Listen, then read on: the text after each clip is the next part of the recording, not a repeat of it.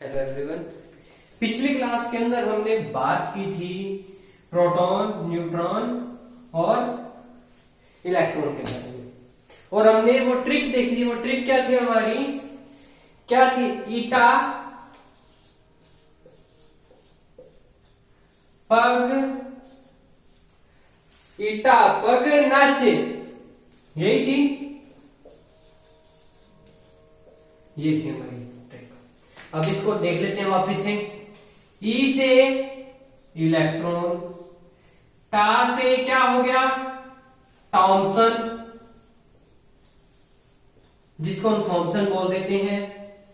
प से प्रोटॉन, ग से गोल्डस्टीन,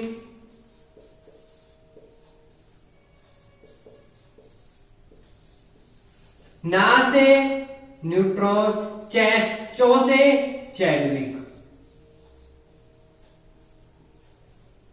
ये हमने याद कर लिए थे वैज्ञानिक के नाम। मैंने आपको हमारी पिछली क्लास के अंदर बताया था कि जो हम इसके बाद क्या करेंगे, कुछ ऐसे भी देखेंगे जो इसके बाद को देखेंगे। पर ये तो तीन क्या थे? Electron, proton and neutron. ये तीन क्या थे? हमारे मूल थे। ये तीन क्या थे? हमारे मूल थे। अब हम देखेंगे प्रोजीटॉन। अब हम इसके बाद क्या देखेंगे? प्रोजीटॉन। पर उससे पहले आप लोग एक नोट लगा लीजिएगा। क्या नोट के अंदर क्या लिखना है? प्रोजीटॉन के आवेश व द्रव्यमान इलेक्ट्रॉन के समान अवश्य होते हैं। क्या लिखना है नोट के अंदर? प्रोजीटॉन के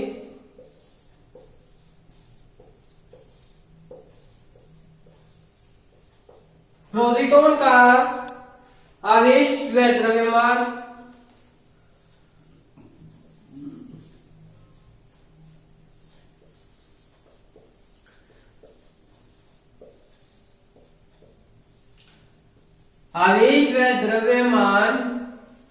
किसके समान होते हैं? इलेक्ट्रॉन के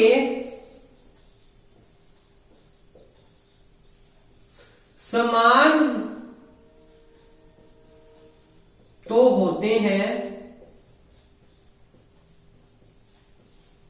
इलेक्ट्रॉन के समान तो होते हैं, किंतु इसकी प्रकृति धनावेशित होती है। इलेक्ट्रॉन की कैसी प्रकृति होती है? ऋणावेशित। परंतु इनकी प्रकृति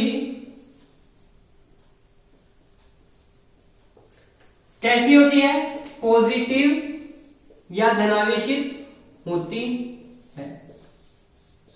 यह बात का हमेशा ध्यान रख लीजिएगा। अब हम देखते हैं प्रोजीटॉन। प्रोजीटॉन के बारे में देखते हैं हम। क्या देखते हैं? हमने अभी तो नोट के अंदर लिखा था। क्या देखते हैं हम? प्रोजीटॉन।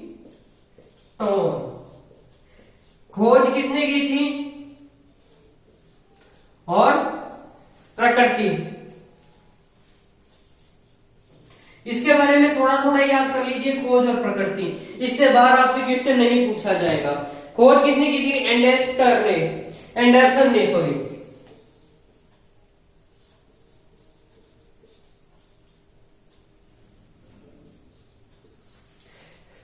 किसने की थी? एंडरसन ने।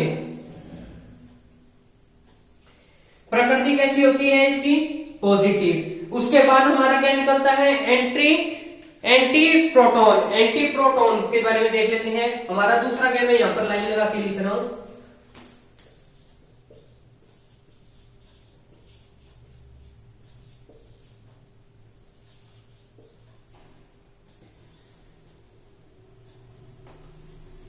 Anti proton. एंटी प्रोटॉन के अंदर क्या क्या देखेंगे हम? खोजकर्ता कौन थे? सेग्रे। खोज किसने की थी?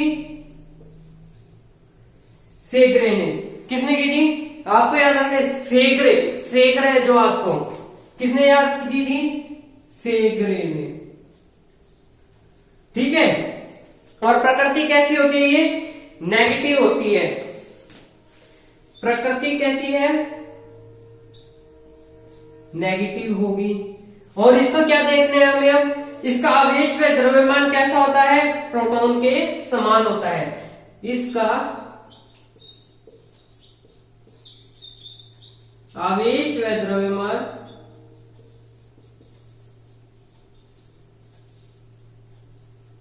किसके समान होता है? प्रोटॉन के समान होता है।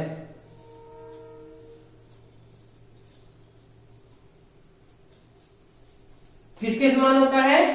प्रोटॉन के समान होता है। फिर हमने ये देख लिए दो, और भी बहुत से थे। तो क्या देखते हैं हम? Neutrino and anti neutrino. अब इसके बाद हमारा क्या है? Neutrino and anti neutrino. Next क्या है? Neutrino and anti neutrino.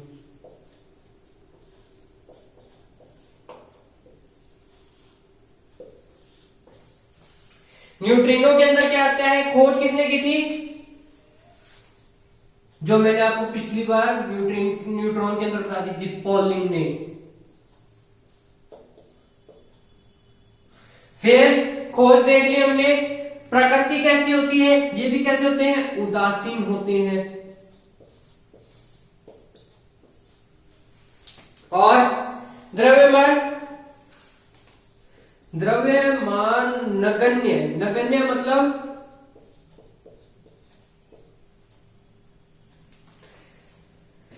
नगण्य, द्रव्यमान जो है नगण्य है किंतु अनिश्चित, है ना?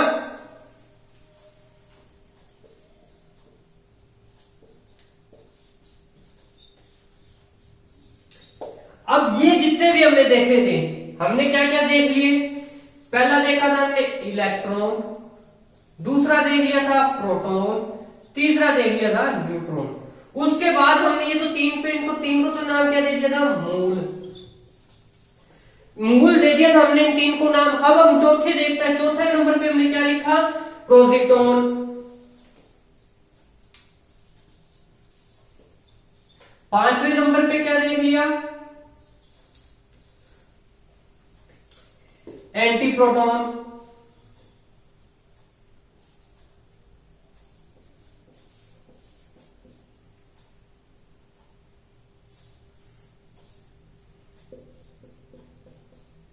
छठे नंबर पे क्या देख लिया? एंटी न्यूट्रिनो या एंटी न्यूट्रिनो।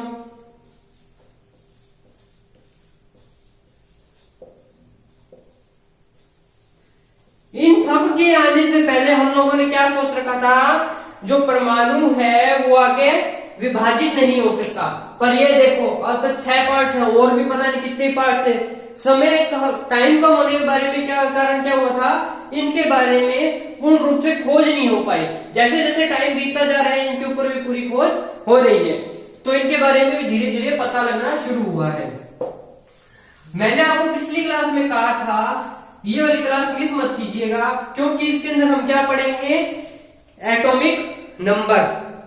एटॉमिक नंबर क्या होता है और कैसे पता लगा इसका एटॉमिक नंबर यही है। चलिए देखते हैं।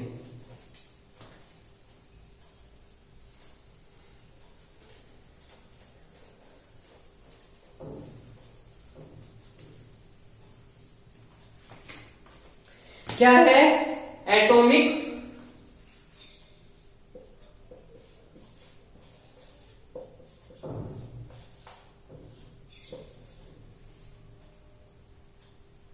पूरा ही लिख देते हैं अपने लोग नंबर।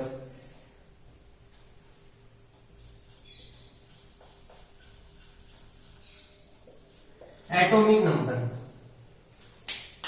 एटॉमिक नंबर क्या होता है? जब किसने खोजा ये? पहले सबसे पहले इसके बारे में बात की थी हेनरी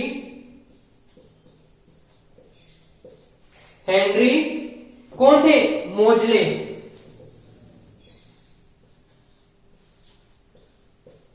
ने क्या किया?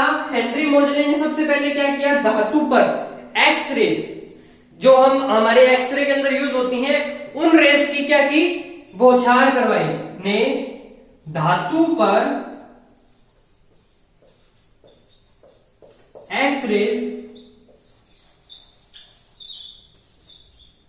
की बौछार करवाई।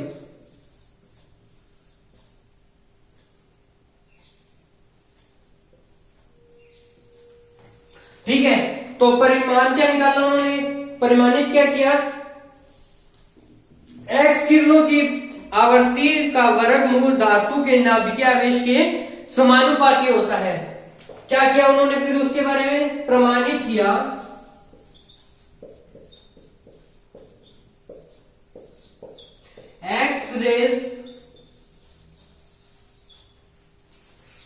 एक्स रेज की आवर्ती का वर्गमूल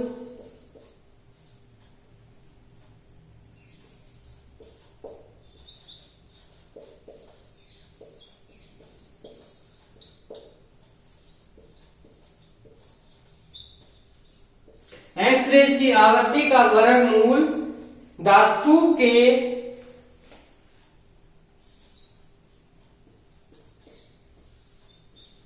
नाभिकीय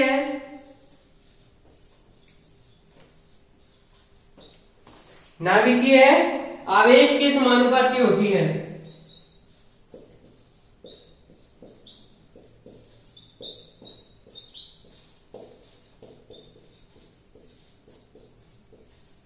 नाभिकीय आवेश के समानुपाती होती है। तो इसको किससे डिनोट कर देते हैं? अंडर रूट म्यू से। इसको किससे डिनोट करते हैं हम लोग? अंडर रूट म्यू से। और किससे लिखते हैं? ए जेड माइनस ऑफ बी। यहां ए और बी क्या है? क्या है यहां? और ए और B constant. A and B are constant. ये दोनों क्या है यहां पर? कांस्टेंट है। ठीक है, फिर क्या हुआ? किसी परमाणु के नाभिक में उपस्थित प्रोटॉनों की संख्या परमाणु क्रमांक कहलाती है। किसी परमाणु के नाभिक मतलब केंद्र के अंदर उपस्थित प्रोटॉनों की संख्या क्या कहलाती है? परमाणु क्रमांक कहलाती है। क्या डेफिनेशन बनेगी परमाणु क्रमांक की? एटॉमिक नंबर की क्या डेफिनेशन बनेगी? किसी परमाणु के नाभिक में उपस्थित प्रोटॉनों की संख्या किसी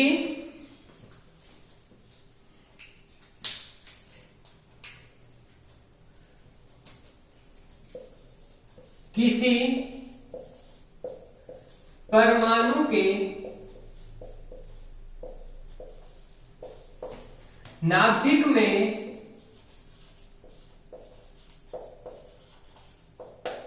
उपस्थित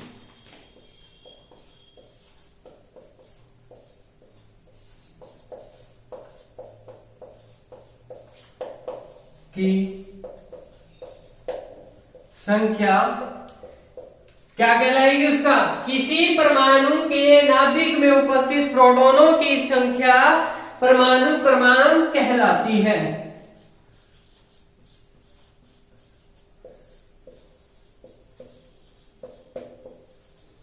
परमाणु क्रमांक कहलाती है।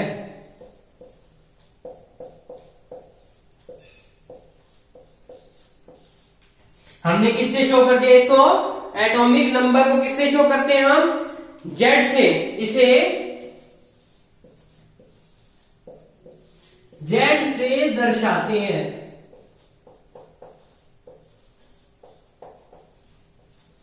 किससे दर्शाते हैं इसे? जेड से दर्शाते हैं। जेड इज इक्वल टू क्या होता है? Number of proton.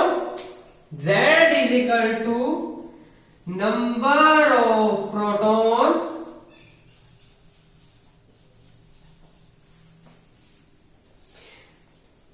Is equal to number of किसके नंबर के इक्वल होते हैं? इलेक्ट्रॉन्स। जेड किसके नंबर के इक्वल होते हैं? Number of protons.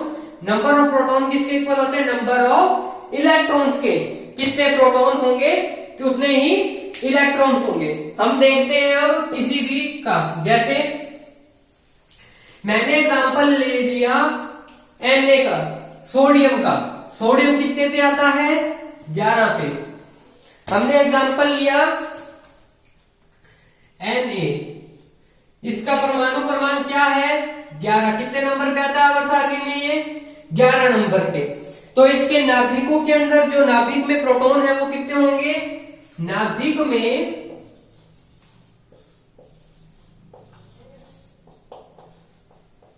Proton is equal to 11, और नाभिक के अंदर प्रोटॉन 11 है तो Na का परमाणु क्रमांक क्या हो जाएगा?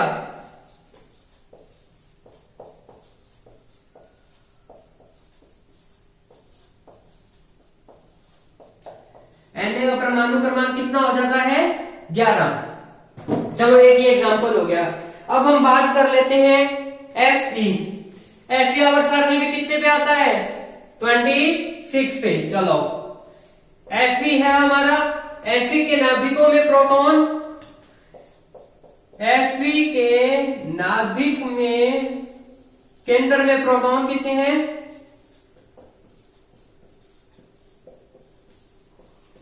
कितने हो गए? 11। सॉरी कितने कह रहे हैं? 26। तो इसका परमाणु